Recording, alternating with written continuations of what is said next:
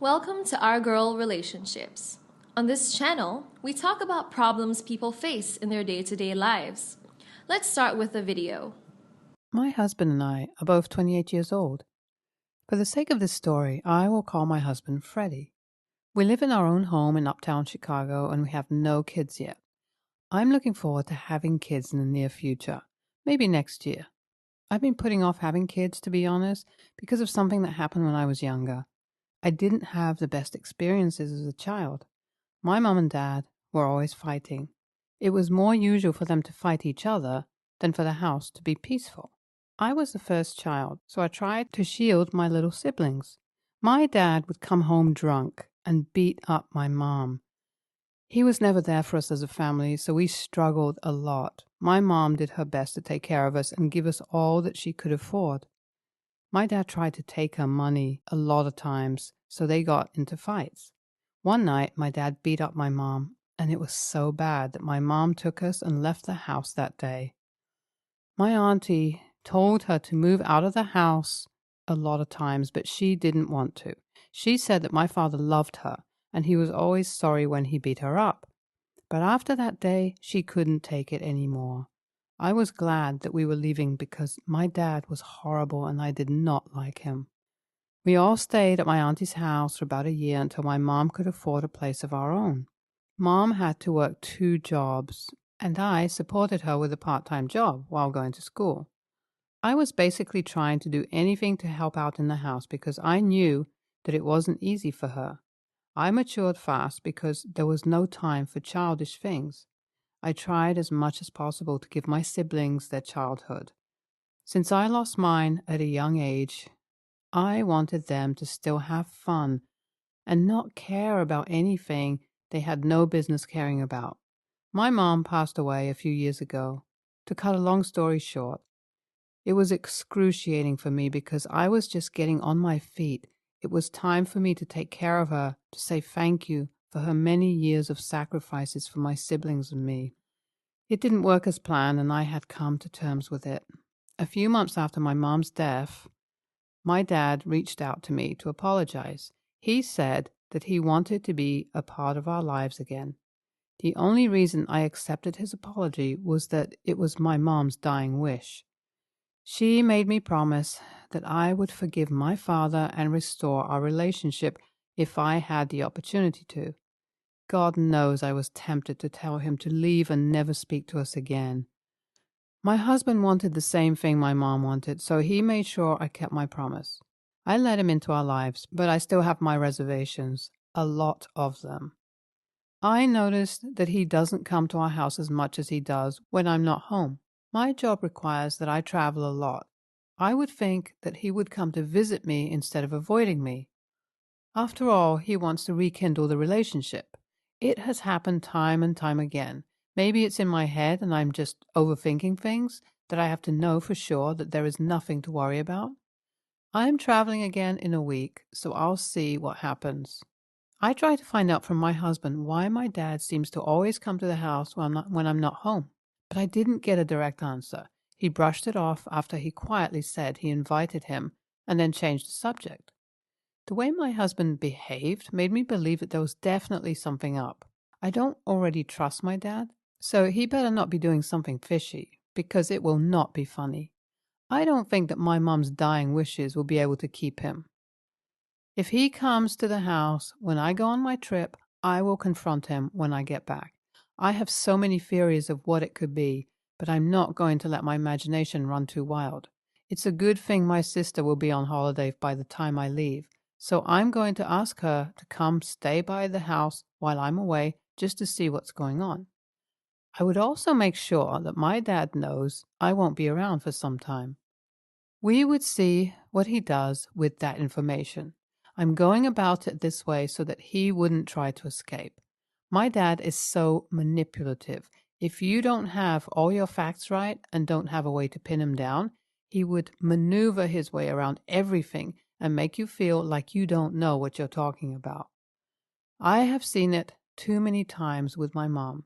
He would do something stupid, even beat her, and make her feel like it was her fault. It always baffled me how my mom ended up being the one to apologize to him on several occasions. My sister, Sylvia, came to the house that day after I traveled. My husband does photography, so he's not as busy as I am. He is so good now that he works when he wants to. Sometimes I wish I could be like him. He does freelancing and takes only jobs that he can take at a time. Sylvia told me that my dad came to the house 2 days after I traveled. He behaved like he owned the house. My husband gave him everything that he wanted. If I didn't know my dad, I would have been happy that my husband loved my father. Sylvia said that when she tried to speak to my husband about it, he said that he invited my father to the house. It was no big deal, and he was just taking care of his father-in-law. My father overheard Sylvia speaking to my husband. He was annoyed at her and called her names. My father said she acted like my mom, who liked to mind other people's business. My sister seems to have a gift for not taking things personally. Even when she's annoyed, she's usually calm. I have no idea how she does that, but I know that if it was me having that conversation with my father, he would not hear the last of it, and I would give him a piece of my mind because he had some nerve speaking about my mom like that. He needed to respect someone who loved us and took care of us when he couldn't care less. I don't let anyone speak evil of my mom, especially not my dad, because he has no right to. Well, my suspicions were confirmed. My dad was extorting my husband. I can't believe Freddie would allow my dad to do that to him. None of them know that I'm aware of what's been going on yet. I'll be going back home in the next 3 days to trash this out.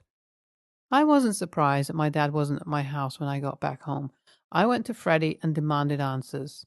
He couldn't brush it off this time because I knew what was happening and it was not an assumption. First, he said he did it because he wanted to. I knew he was lying. I know Freddie so much that I can tell when he lies or hides something. We had a big fight because he wouldn't say what was going on.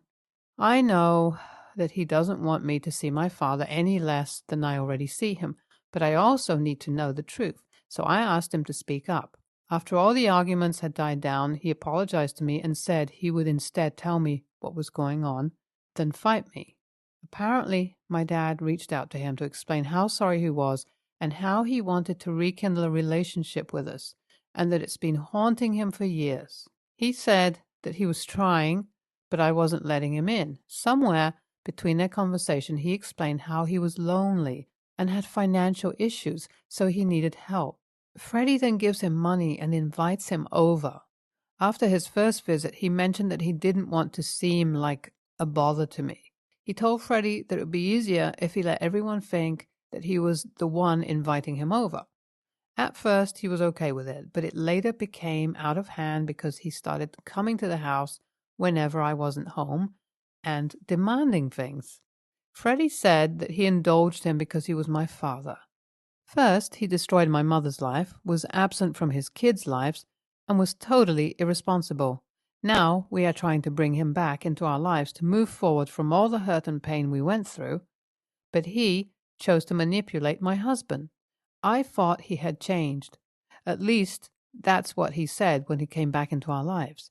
He mentioned that he went to therapy and wanted to do better, but he found another way to do the same things he always did. I was disappointed that Freddie didn't tell me, but I also understood why he didn't want to.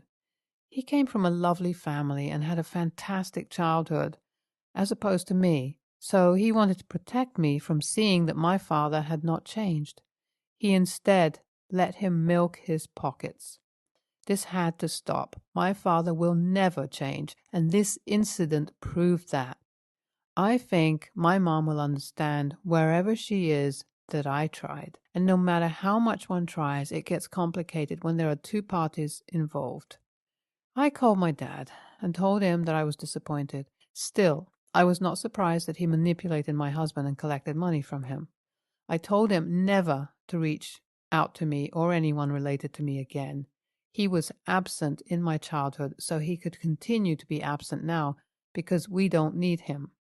He wasn't there when we needed him, so there's no point now. He tried to spin it around and find someone else to blame. He said that my husband was trying to get on his good side, so he did all these things for him and bought many expensive gifts. It was typical of my father to want to turn it around or give some flimsy excuse. When he saw he wasn't getting far at convincing me, he started to cry about how sorry he was and he didn't want to be a bad father anymore. He said he wanted another chance to make it right because he didn't know what came over him. Those were the same lines he used on my mom. Hearing that made me remember the night that he almost killed her, the night that we left home for good. I asked myself if I wanted to go back into that mess or leave it forever. I made the right choice. I told him that it was the last time he would speak to me and he should not try to reach anyone around me, especially my siblings. I'm finally done with a toxic relationship with my father. NTA, I'm sorry you lost your mom when you wanted to take care of her. Sadly, your dad couldn't let go of his selfishness and enjoy a relationship with his kids. He is even lucky to get a second chance, but he blew it. Next story. Our daughter, who just turned 10, does not yet have her ears pierced.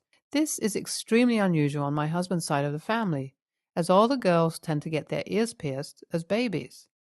My mother-in-law and all my sisters-in-law have had their ears pierced numerous times, and it seems to be a tradition. All my nieces have at least 2 or 3 holes in each ear, and some are even younger than my daughter. My mother-in-law has been asking when I will get my daughter's ears pierced, ever since she was born. I told her I prefer to wait. She did back off for a while, but the topic came up again recently as my daughter has started asking when she can get her ears pierced. I was considering allowing her to get it done, but was thinking it might be a good gift when she becomes a teenager. Word got out that my daughter wanted her ears pierced, and my mother-in-law jumped right on this. We had a birthday dinner for my daughter a couple of weeks ago, and my mother-in-law said that she had a very special gift. I have to say she was generous because there were 2 pairs of gold earrings and a gift card for some accessories place that does ear piercings for $150. There was a note with the gift card saying that this was for ear piercings.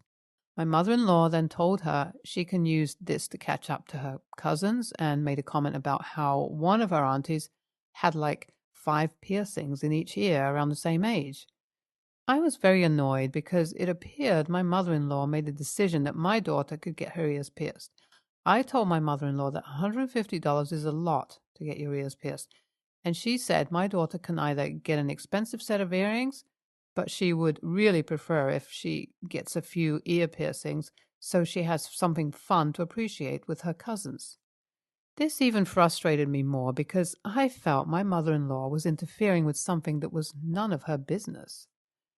I later told my daughter I would rather wait for her to get her ears pierced. She was disappointed, but I said we'll store away the earrings for later, and we could use the voucher to buy some necklaces and bangles, as well as some gifts to give to friends when we attend other parties. Well, my mother-in-law visited us yesterday. She asked my daughter if she had used her gift to get her ears pierced yet, and my daughter showed she hadn't and told how we ended up spending the gift card. I could hear my daughter tell my mother-in-law from the next room that she would like to get a few ear piercings, but I wouldn't allow it. My mother-in-law got upset at how I abused her generous gift and started having a go at me about being overly uptight about just a few earrings. She also told me that she put a lot of thought into the gift, and I was very ungrateful. She also said that if we weren't going to use it for the intended purpose, I should have just returned it so she could use it for my nieces. She ended up leaving early. AITA for not using the gift in the manner intended? Additional info. My husband is on my mother-in-law's side and telling me I should just accept his family's tradition. I was 50-50 on the ear piercing thing, but the gift angered me and may have caused me to decide to wait. Slight YTA.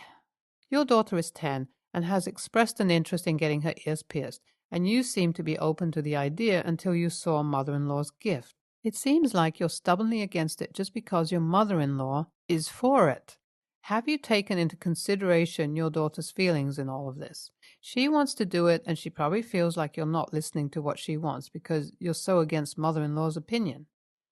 Take a step back and ask yourself why you're taking this stance. Is it pride? Stubbornness?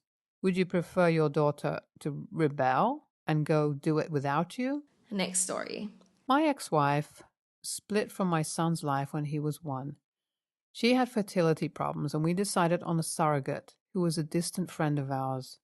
We agreed it'd be a traditional surrogate mom, as in she's the biological mother since it couldn't use my ex-wife's eggs, and we'd use my sperm via IUI. She was very open to help us, and then our son was born. We agreed she could have a small role in his life as a fun aunt. We would see every so often, but legally, he was my ex's child. My ex realized it wasn't how she thought it would be. It became pretty evident she didn't connect with him, and because of that, she wasn't as involved. We did therapy. We tried to figure out how to make things work. All of it didn't do anything. First, she wanted to take a break from us to figure out what she wanted. Then came wanting a divorce, except she didn't want custody, just to have a visit. Months of going after her for child support or pushing her to come see her child, she stopped taking my calls. I accepted that I'd be raising my kid on my own. His biological mom spent more time with him. I wanted that so that he'd at least have some sort of maternal figure in his life, with my ex out. 2 years later, we fell in love and started dating. Another 3 years, we got married. We decided she'd adopt him through step-parent adoption. It was a headache going through the legal process since she was the surrogate mother and signed off on her parental rights. With my consent, and then proving my ex abandoned him, we were able to terminate my ex's rights so his mom can adopt him. All this time later, my son is 7 now, my ex came back asking to spend time with him now. My wife and I won't let her. One, because she's been out so long, so he doesn't know her. The other was her reaction after telling her no. She started telling everyone she left because I had an affair with my now wife, and that's how she got pregnant with our son. For 3 months, it was this whole headache because some family actually believed her. My wife is pregnant with our second child, so you can imagine that took a toll on her. She came to our house once apologizing, but she just wants to see her son after missing out on so much time. I asked her to leave several times until we got police involved, but it made it worse and she ended up arrested for trespassing. My ex, mother-in-law, who's still somewhat involved in his life, was so angry because she had to bail my ex out. She told me my ex is obviously hurting over her mistake and I just made everything worse instead of being compassionate enough to de-escalate the situation by talking to her. Not only did I hurt my ex more, she says, but also just hurt her chances of stability with an arrest on her record. She wasn't a big supporter when I got with my son's biological mom, and she's my ex-mom after all, so I'm not sure if I really was TA, or she's more biased here. AITA?